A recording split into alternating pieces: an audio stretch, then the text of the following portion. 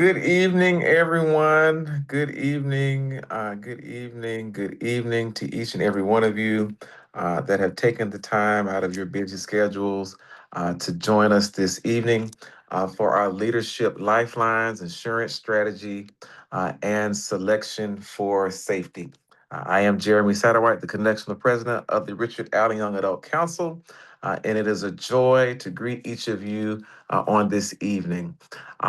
Tonight, we're going to talk about more so open enrollment. And of course, some of you may be like, what did I sign up for tonight? What exactly are we talking about tonight? So, just for clarity, open enrollment is that designated time period, usually once a year, when employers can make changes to their workspace benefits without needing a qualifying life event.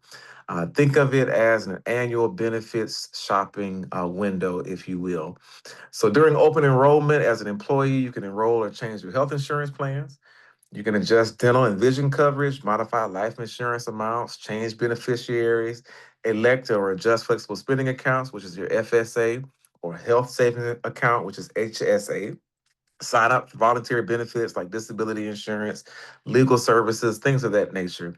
And so this is typically the only time during the year where you as an employee can make those changes except for qualifying events like marriage, birth of a child, or job loss. Decisions made during open enrollment usually last for the entire following year. And so typically, if you miss the deadline, that means being stuck with your current elections or losing coverage. And so it's important to review all those options, even if you're happy with your current benefits as plans and costs change year to year. So why does all this matter? Open enrollment ensures employees have regular opportunities to reassess their needs and make informed decisions about benefits that significantly impact their financial well-being and healthcare access. And so that brings us to tonight. And so our mission tonight, this experience is designed to equip young adult leaders with the essentials of insurance during open enrollment. Through strategy and smart selection, participants will discover how safety becomes more than a policy. It becomes a lifestyle.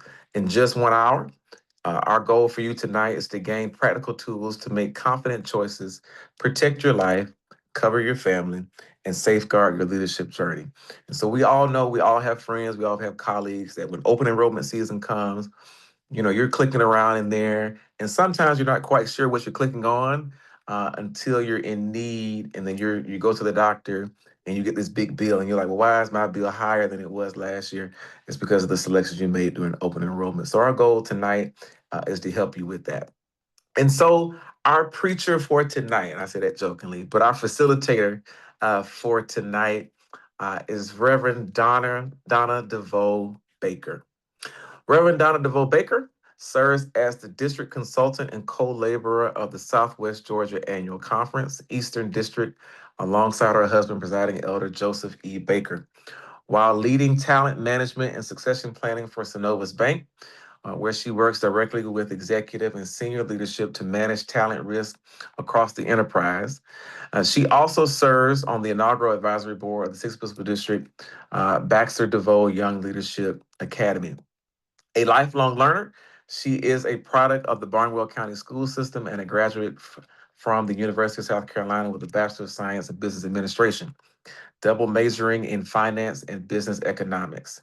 Recognizing the importance of education in her ministry and in her life in corporate America, she continued her studies at the M. Christopher White School of Divinity and the Gardner Webb School of Business, earning her Master of Divinity and her Master of Business Administration, plus in Human Resources. An entrepreneur at heart, she owns three small businesses, DeVoe, Baker, and Associates LLC, where she offers leadership and executive coaching and leads organizations through succession planning and leadership development. Pure Faith Ministries Incorporated, where she uses her ministry platform to host real talks from biblical lessons and personal testimonies of faith, family, finances, and healing. Traveling Intentionally, where she is an independent travel agent and a travel business owner who empowers aspiring entrepreneurs to own their own travel agency as a vehicle to build financial freedom. Reverend Baker's resume or bio goes on and on. Ladies and gentlemen, we are in for a treat. The resource is in the room. And I look forward to what Reverend Donna DeVoe Baker has to share with us on tonight to help us move through the open enrollment season, which for many of us that are employed by corporate America or any full-time job will be starting most sometime next month or this fall. So, ladies and gentlemen, without further ado, I invite Reverend Donna DeVoe Baker to take the lead from here. So, Jeremy, you remind me of something that my father in the ministry said, which is, "Don't let the introduction be longer than the message." So, I'm gonna shorten that up the next time I send it to you. Next time I send it to you. But thank you so much. Can you see my slides? Yes. Awesome. Well, good evening, everyone. And thank you so much, Jeremy, and the entire leadership team for our Connectional RAYAC organization for this opportunity to share with you on tonight. I am truly excited, one, that you are interested in this topic, and two, to be able to come and to share with you. Jeremy has teed up for you really what open enrollment is, so I won't spend a lot of time in that space. Tonight, I want to hit really three big bullets. Open enrollment, what is it? I'll swiftly go through that. Traditional personas. And so the approach I want to take with you tonight is really trying to paint a picture for you of the different phases of life. And I'll use my own just to not really point any fingers at the guilty or the innocent. And then some other considerations I want you to just keep in mind as you are making these decisions. Of course, there is a Q&A button within the webinar, so feel free to drop questions that you may have as we go along the way, and time permitting, I will try to answer those live. So you've already heard what open enrollment is. I have nothing new to answer or to add, excuse me, to add there. Now is the season. Now is the time. So now is when you need to be equipping yourself to navigate that process for your benefit, for the benefit of your family, if applicable, and really arming yourself with information. The best piece of advice I can give you on the onset is to read it, to don't wait till the last minute so that you can internalize it and make good decisions for you and your family. The dates are already there. Jeremy shared those really in a high level overview. And Jeremy, I'll drop this presentation to you to share with anyone that would like to have this portion in more detail. But we're approaching that window, that October to mid-January window, depending on what sector you work in. And or if you have like Medicare, Medicaid, et cetera. So it's within this wide open window. So let's get to it. Let's talk about the traditional personas. So most of us enter this process single, single with children, married, married with children. We either enter at one of those spaces, or if you are like me, I entered single and I have navigated three of these other spaces or two of these other spaces. But if I were my mom, I would have been looking at single with children. So, what we want to do this evening is talk about what are things to think about through each of these life cycles. So, let's get to it. So, for those of us on the line that are single, particularly, I think about when I first graduated from undergrad and I started my first job, my first or my second job. No kids, just me living my best life if I'm fully transparent. Not really a care in the world, rarely got sick, just having a good time. Didn't make a lot of money because I didn't have a lot of experience, just a really good education. And so the focus was on me. The focus was on you or is on you. So I wanted to maximize that small amount in my mind. As I look back, it really looked small. That small amount of income that I was receiving. I didn't want them taking a lot out of it. I wasn't so concerned about the deductibles because, like I said, I rarely got sick growing up. One of the things you need to think about is, do you have a precondition? Is there something that may put you in the hospital or the urgent care more frequently than, say, I was? Because I never went, quite frankly. But if you visit or have reason to end up having to go to urgent care or a medical condition that you need to think about, then you may say, I want to pay less from a deductible and a little bit more from a monthly perspective out of my paycheck.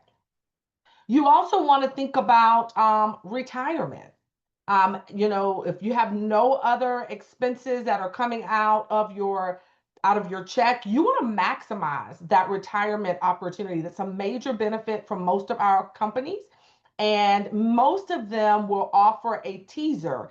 If you tuck aside, 3 to 5%, they'll match you 3 to 5%. That matching is free money. So you want to capitalize on that so that you can start to build up your retirement nest egg early, because over time the interest on that is going to accumulate on the balance over time. So that's important. And then when you're considering your insurance, you're going back to how much you're willing to pay for it. For your insurance, you've got your medical insurance. Again, that's the consideration around your health and what you need to do there. Your dental insurance, normally there's at least two choices. When I was single, I was getting what is the basics, right? So that I can go in and get my teeth cleaned twice a year. That was more than enough for me. I didn't have a bunch of issues with my teeth. Still don't. So that was just fine. And then from a life insurance perspective, I had basic term. I didn't try to get a lot. I didn't have anybody to leave it to. I really just needed enough to bury me, so that it wasn't a weight on anyone else. So those are the big considerations when you are single. But when you have a life event, things begin to change. How you think about it begins to change. And Jeremy mentioned that. He said, you can only do it once a year, so don't miss the window unless there is a qualified life event. And those are few and far between, right? They're getting married, they're the birth of a child. So let's look at if you're married. If you're married. That was my second step. So once I got married, and I will tell you this, between being single, no children, and getting married, my corporate career took off. And so my salary increased, my lifestyle changed, things that were important to me changed. My health still remained good. And so during this season, well, prior to me getting married, let's back up. Prior to me getting married, I was diagnosed with breast cancer. And so, and then I had several family members that had been diagnosed with cancer. And so before I went to, I'm gonna back up. Can I back up? Before I went to, being married, there was a second consideration for me. At that point, I began to not care about how much I paid per month because I needed to reduce my deductible. I needed to ensure that as I went in to the doctor's office, that I wasn't worried about what I was going to pay out of pocket. So I paid a little bit more because I had health concerns that began to creep up in my life. I also increased my life insurance policy because at this point I am, feeling like that might be a little sooner than what I had originally thought. And so that was even before I was diagnosed with breast cancer. That was as my aunt have been diagnosed. That was as uncles had prostate cancer, like diabetes runs in the family, hypertension, cataracts, like, so whatever those things are that I then began to learn as I got older that made me more cautious. I began to increase life insurance. I began to increase the amount I was willing to pay per month for my premium so that I could decrease how much I had to pay if there was a true emergency or hospital stay and I had to cover a deductible. The difference between the premium and the deductible is that the premium is predictable. It is coming out of your paycheck every pay period. The deductible is happening, when something happens, outside of your wellness visits, etc. So I wanted to ensure that if I got caught by surprise, I got a diagnosis from the doctor that caused me to go in for a surgery or a procedure, that I wasn't having to make a decision around, do I have the money for the deductible, or do I need to stay home and not have the procedure or surgery. I didn't need the ad or want the added stress from that. And so I made a conscious decision as I got older. Now, I got married a little bit later in life than many of my friends. So I was 34 when I got married. So I had lived life, right? And so that's the other reason why I had kind of this second consideration in my singleness. Now, let's go to Elder Baker. So I got married 05, and as I got married, I then had to consider more than just myself. I had to think about us. And with that thinking about us, there are two lanes I want you to consider. So the one was, I married a preacher, y'all. And I was in corporate. I still am in corporate. So I have a pretty, decent salary, steady salary that's coming in. Y'all are AME, so you already know. I don't even have to tell you, right? So we don't depend on my husband's salary, even now as a presiding elder, to live. So with that, nor do we depend on his salary for our benefits. But that's a conversation that you must have.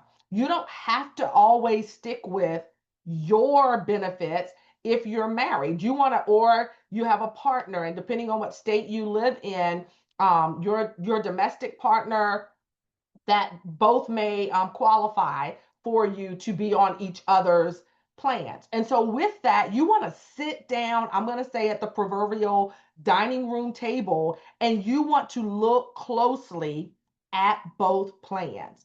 What does, start with medical, right? So, what do both plans offer based on what your needs are? You want to think about, what are the preconditions for both of you? Do you, either of you, have pre-health conditions that you need to consider, and which plan best covers that? You want to look at your dental plan.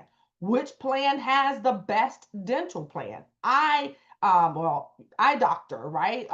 Plan. Sometimes that falls under medical. Sometimes it's separate. You want to consider the life insurance.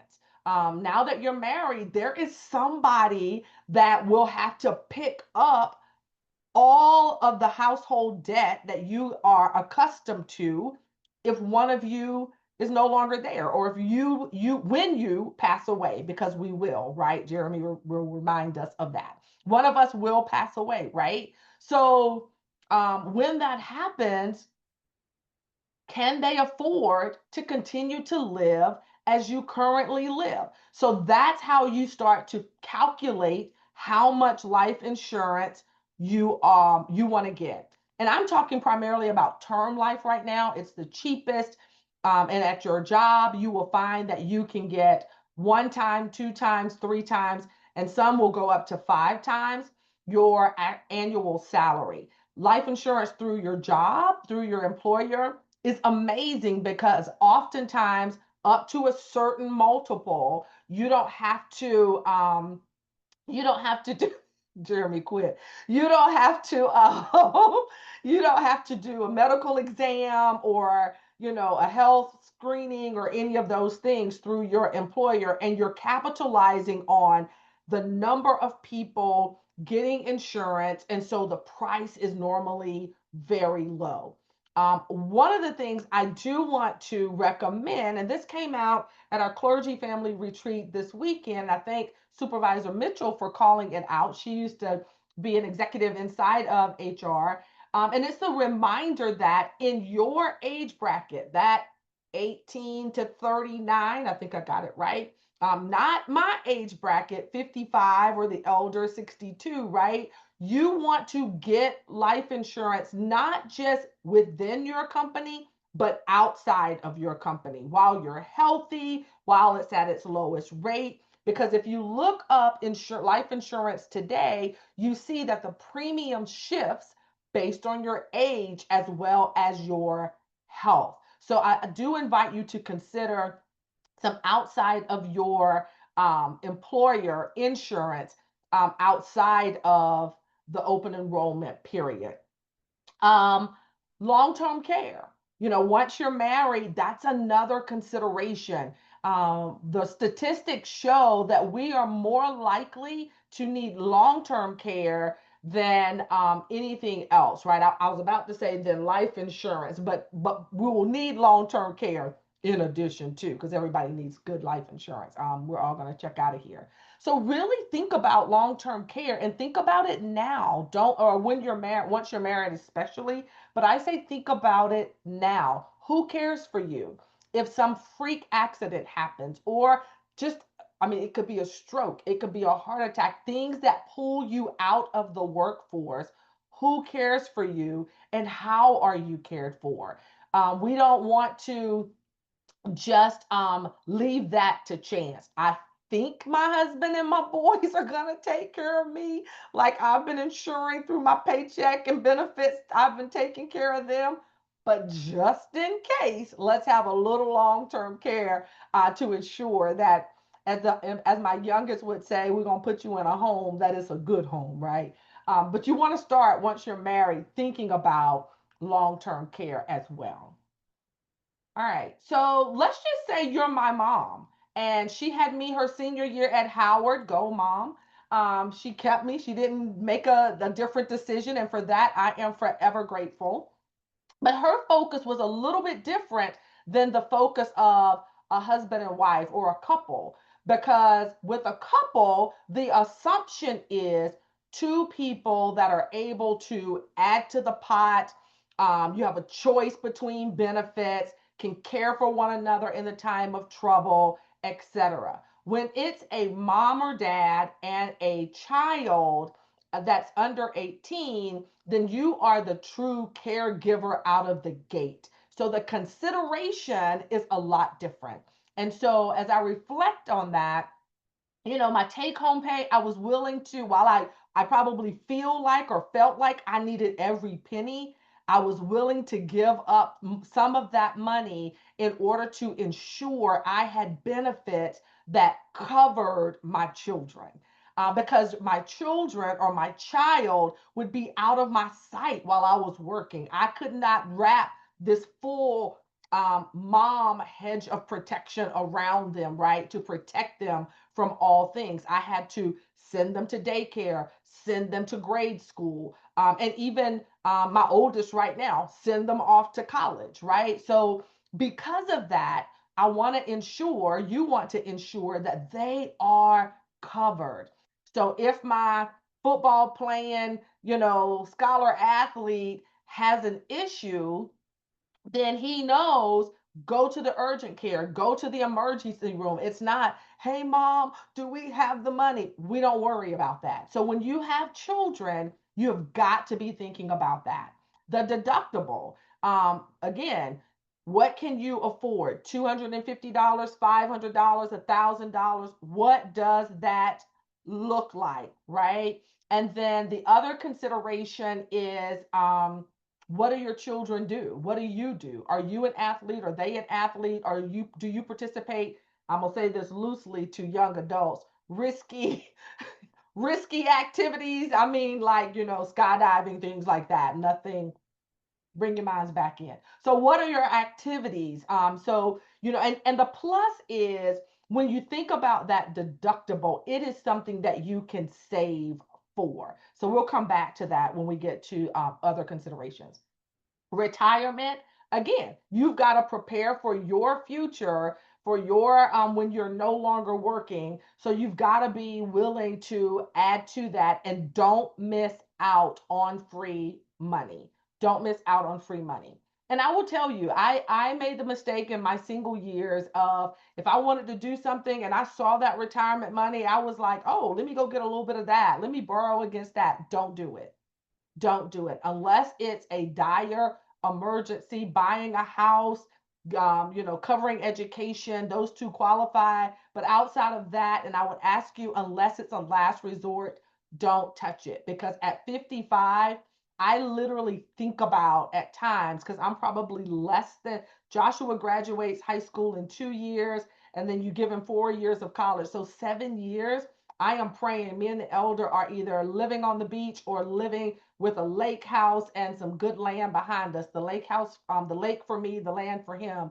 And I will, when I think about how much more could have been in that retirement account if I had not touched it. So if you can, don't touch it. But this is where you want to continue to think about, put into your retirement. And then the insurance with children. Think about them. Are they accident prone? Are they athletic? What other activities do they do? I shifted from basic dental to the maximum dental. We don't normally, I say normally, this is my fourth company in my lifetime, and all four have offered at least two options. So when I got married, I switched to the premium, because I wanted to make sure if they have to have braces like I did growing up, they can. If there's a procedure that needs to happen, it can. I mean, we can do that, and it's not killing us. The premium was just a little bit more, but the access and all the things we get is amazing. Life insurance. I now have life insurance. I should have said this with marriage. I have life insurance on my husband. I have life insurance. Here, the consideration is you put that life insurance on your children, right?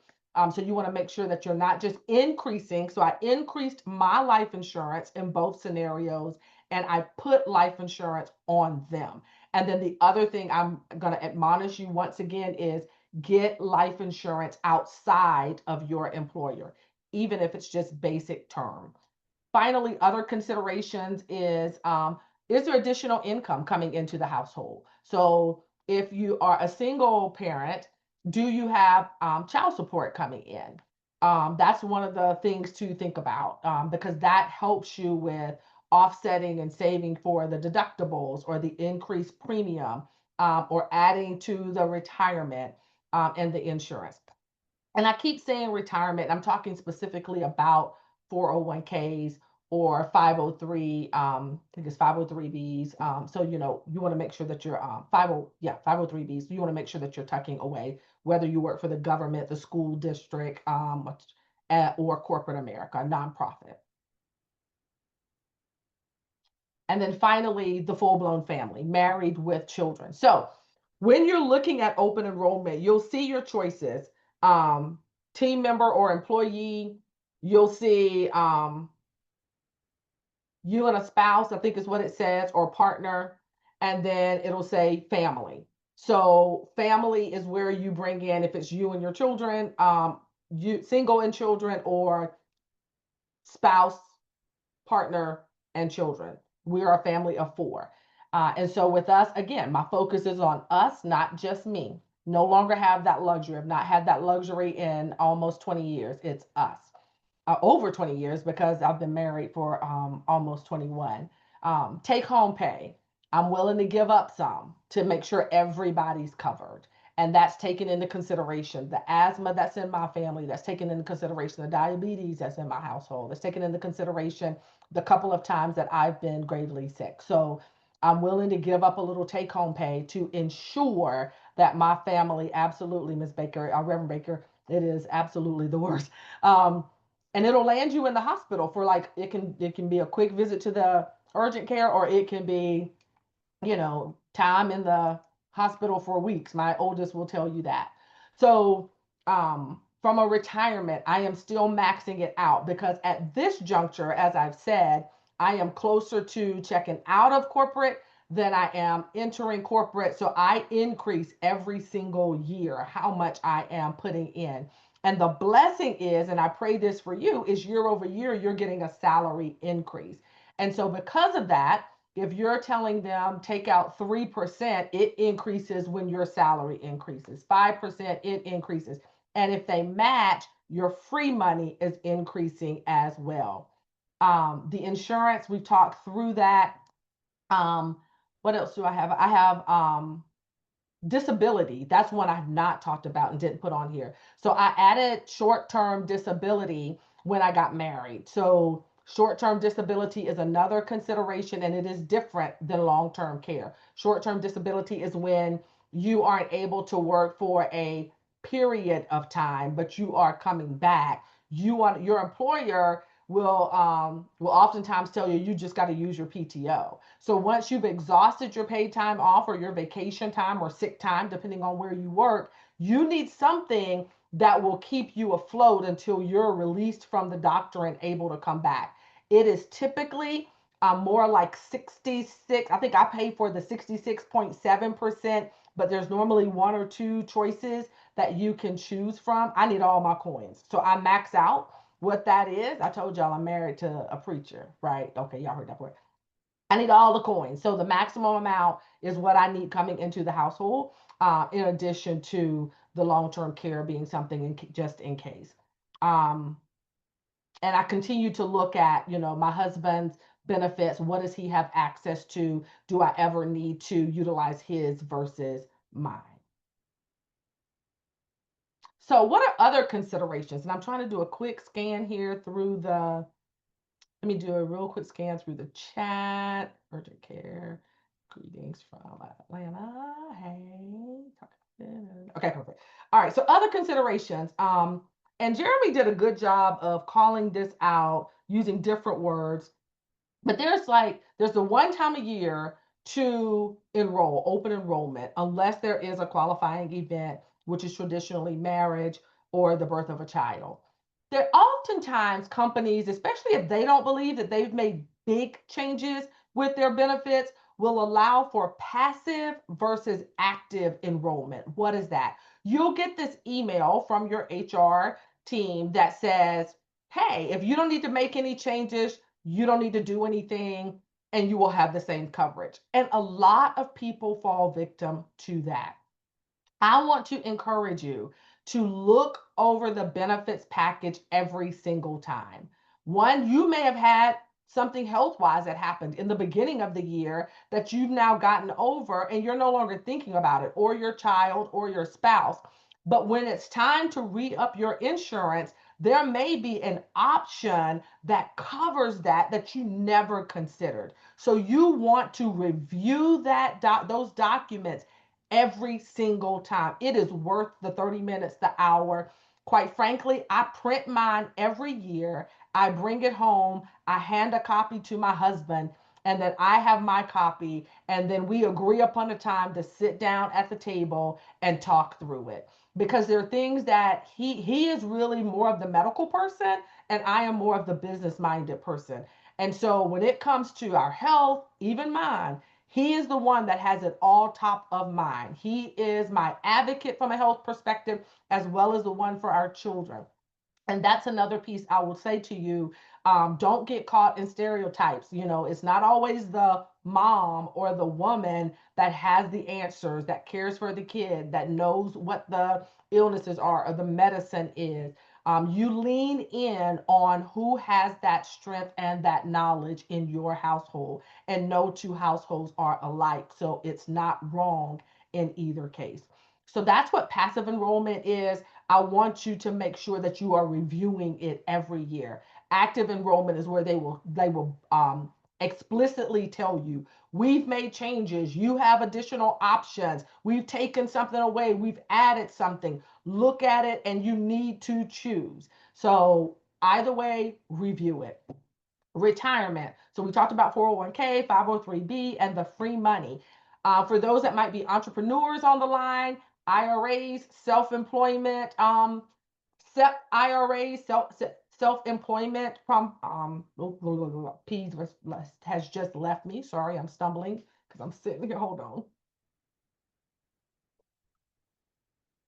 All right. And there's different types of IRAs. That's a different conversation that I'm happy to come back and have with you. You want to make sure that you are tucking away dollars. I have 401k. I have it from when I worked at Dudley Products. I have it from when I worked at Wachovia Wells Fargo. I have it while when I worked at Aflac, and I'm racking up now at Synovus. I also have a brokerage IRA that I put money into. We have money that we put in. Both of us are itinerant elders in this AME church here, so we put money in. Now we got to make up a little ground, but we're doing it. Nonetheless, you want multiple spaces and places that you are tucking away so that at the point that you decide, I am not clocking in anymore, you can still live the lifestyle that one, I want to live the one I'm accustomed to, but you want to live the one at minimum that you desire to, right? I'm also a believer in multiple streams of income, but Jeremy didn't ask me to talk about that tonight. He asked me to talk about open enrollment. So, beneficiaries, this one's a big deal. You need to list beneficiaries everywhere you can. So, if you got life insurance, list them, primary and secondary. So, in my case, because I have a spouse and children, my husband gets 100%. If he passes away before me or at the same time that I do, then my children split it 50-50. Um, so that's on your retirement, and then also on your insurance, your retirement, or honestly, any savings product or liquid product that you might have, brokerage account, bank account, CDs, IRAs, all the things. You want to make sure you have a beneficiary listed, no question about where that money goes. You're not worried about all the things that it gets tied up in. You want to make sure that if you can, you put a secondary beneficiary, particularly if it's your spouse. So let's stop there for a second. So oftentimes when you are single and young, so I'm talking 18 to 25, you may put your beneficiary as your parent. Be mindful that if you're still at that same job and you get married, you have children, that you consider changing your beneficiary, right? One of the things when I asked our benefits team, our total rewards team at the bank before coming to see you all, he said that's one of the two that really gets people upset. They did not realize that the policy was never changed. So the spouse is coming in expecting to be the beneficiary on life insurance policies, retirement, etc., and they still have their parents listed. The second is divorce and remarriage. Yes, that's the other one. Can you imagine the new wife or husband comes to the employer and says, I need to cash out on the life insurance to cover the funeral? And the company has to look at them and say, Donna, I know you're married to Tim, but Jeremy is who's on the policy. That's the second thing that we see that causes havoc, is the word I'm going to use. So make sure you stay on top of your beneficiaries, and you ensure that you have a secondary one listed as well. The other thing I'm going to throw in that's not anything to do with beneficiaries, but it's a gift I'm going to give you, is POD, payable on death. That's going to be really for your bank accounts, but wherever you can, list that. If you look it up, you will find POD bypasses executor, it bypasses probate, all the things. So you want to make sure that you've got beneficiaries listed, POD listed, and that you are updating those as you have life events that change. Life insurance, term versus whole life. So term is just what it says. It's the cheapest that's out there usually. It's for a specific amount for a specific period of time. 1 year, 5 year, 10 years. The earlier you get it, 9 times out of 10, the cheaper that it is. So I also want to encourage you to get it outside in addition to what you have through your employer. Whole life allows you to build up savings while you are paying for your life insurance. So at some point in time, you can cash that in for, well, you won't cash it in, but it can be cashed in for a certain amount of money. It is more expensive. So you really want to sit down with your financial advisor and look at your personal situation and see from an affordability perspective and a long-term goal perspective if that makes sense for you. But it is another option. Finally, health and wellness. We want to make sure that we're getting our wellness checks.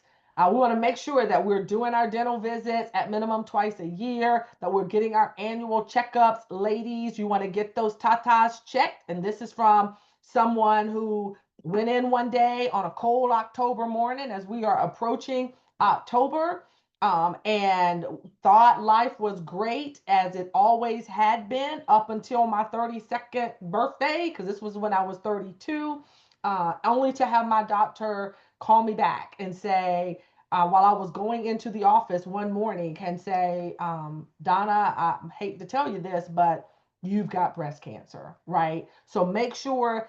I was blessed. It got caught early. They were able to go in and they were able to remove that from me, without me having to do chemotherapy or radiation or any of that. My doctor still says, but for the grace of God, because I know what I saw. And my mom laughed and said they had marked you off for the slaughter because they had all the circles on where to go in and pull what out. And so I am so grateful to God for that scariest time of my life, but it was caught because I was very consistent in going in. For men, prostate, all the things, right? Know your family history. Know your family history. Does cancer run in your family? Does diabetes run in your family? What are the things? Most families, particularly African American families, we don't like to talk about it. We don't like to talk about life insurance. We think that means it's going to kill us. It's not going to kill us. It's not. The discussion and the policy will not.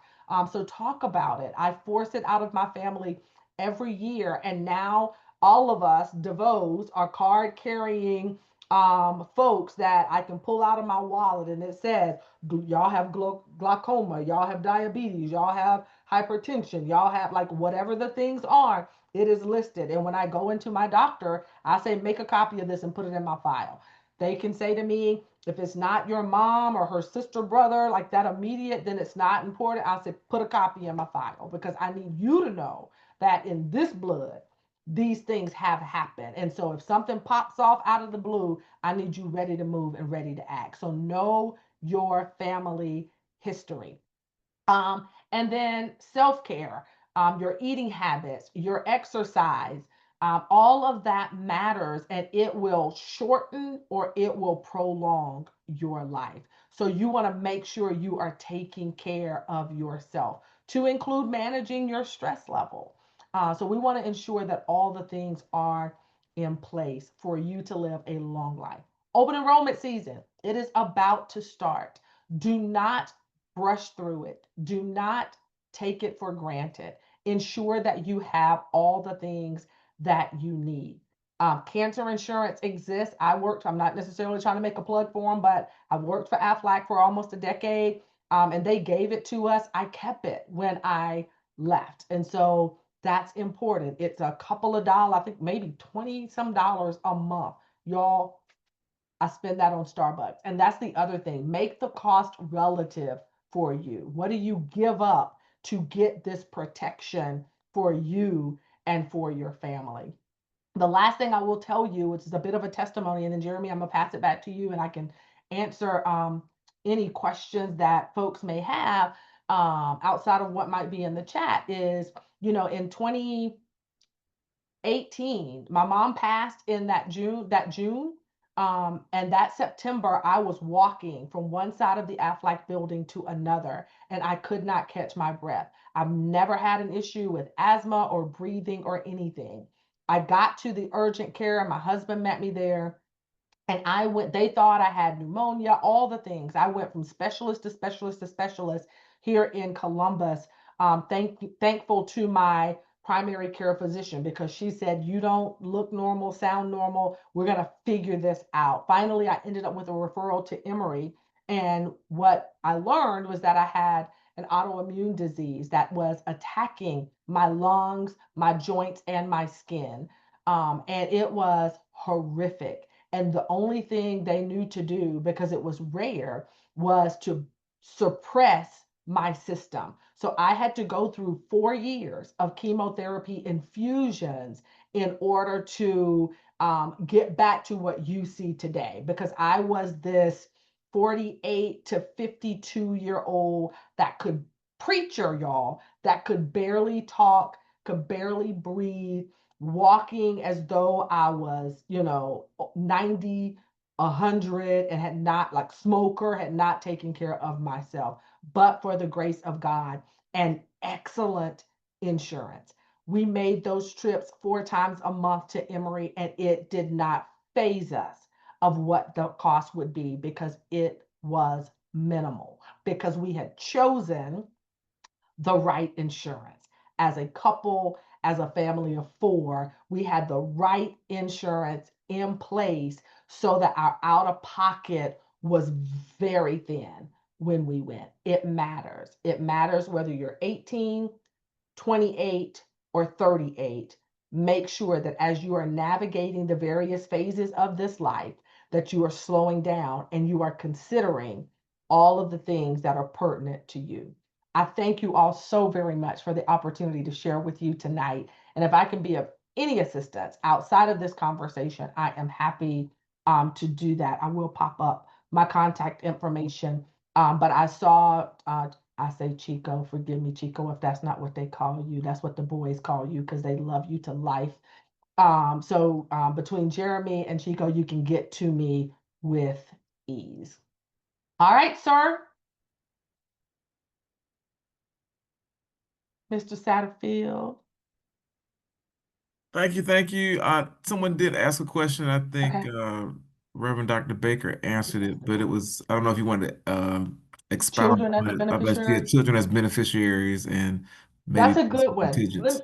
Let me add a little to it. Thank you for that. Thank you for calling that out. So my boys are minors, right? So right now they are listed as beneficiaries. One of the things we have not done, but that we are going to do, is set up a trust. A trust is a very separate conversation. If you have minors, I recommend it. I recommend that you set up a trust and that your beneficiary be the trust, because they are not old enough to manage the dollars that will come in.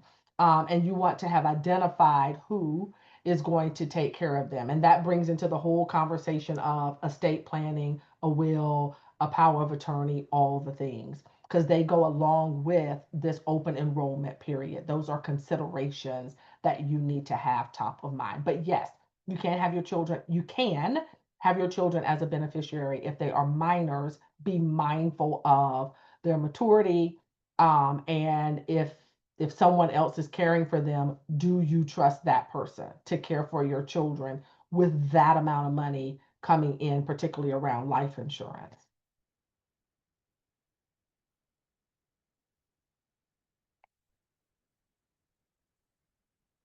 What else?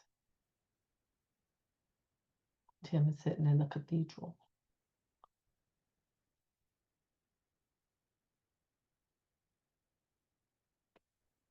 All right.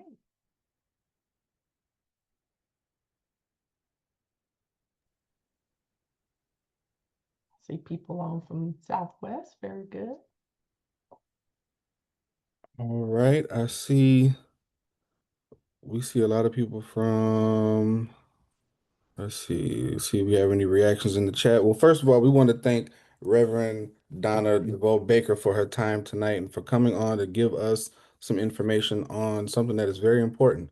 It's something that gets looked over and looked past often. So thank you. You've helped me, and I know you've helped somebody else on this live. And we may have to bring her back to talk about multiple streams of income. So That's a we big we may deal. have to talk about that lead team. But tonight, my brothers and my sisters, thank you for leaning in tonight. We set out to make the insurance portion a little less intimidating and a lot more actionable.